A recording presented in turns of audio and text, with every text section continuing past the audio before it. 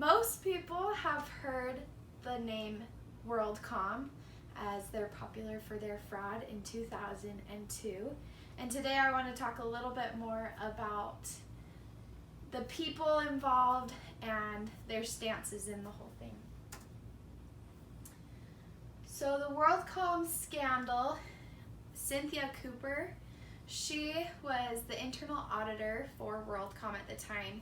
She was the one who kind of started looking into the changed journal entries, and she was the one who ultimately was the one who exposed everyone.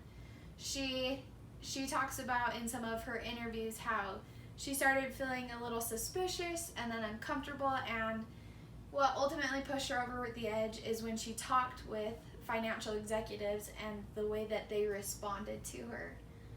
On the other side was Betty Vinson. She was the one who was cooking the books, so to say. She was the one who was making the journal entry changes, and she's the one who Cynthia Cooper looked into as she was looking into the scandal.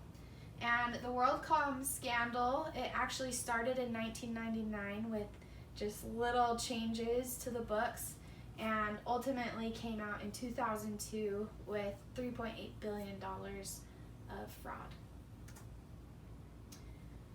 There were some cognitive shortcomings in the WorldCom fraud.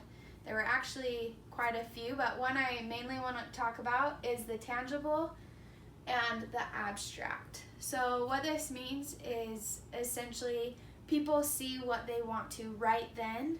They see the benefits, and they have a hard time seeing into the future and seeing what could happen and what the outcomes could be.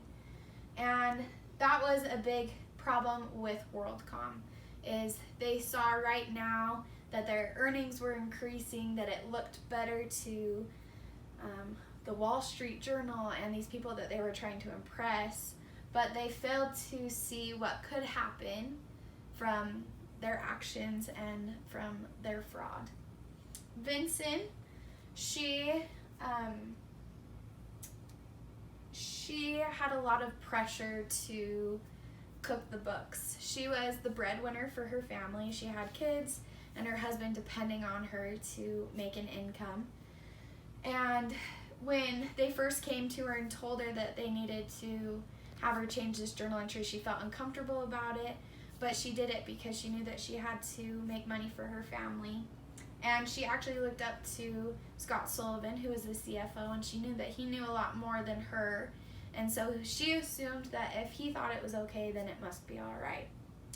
She also got promotions and pay raises as she continued to make these faulty entries.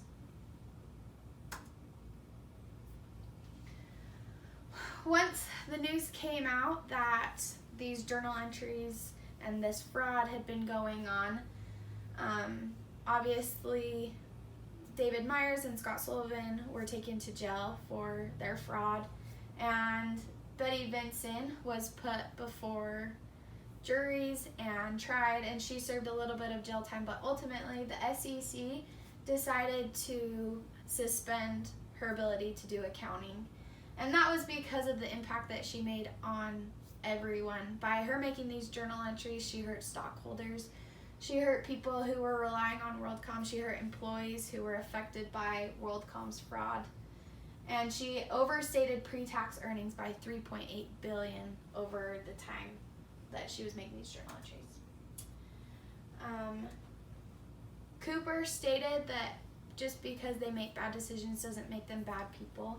Betty Vinson was a normal person. She played tennis in high school. She married her college sweetheart. She had kids that she took to their soccer games. She taught Sunday school.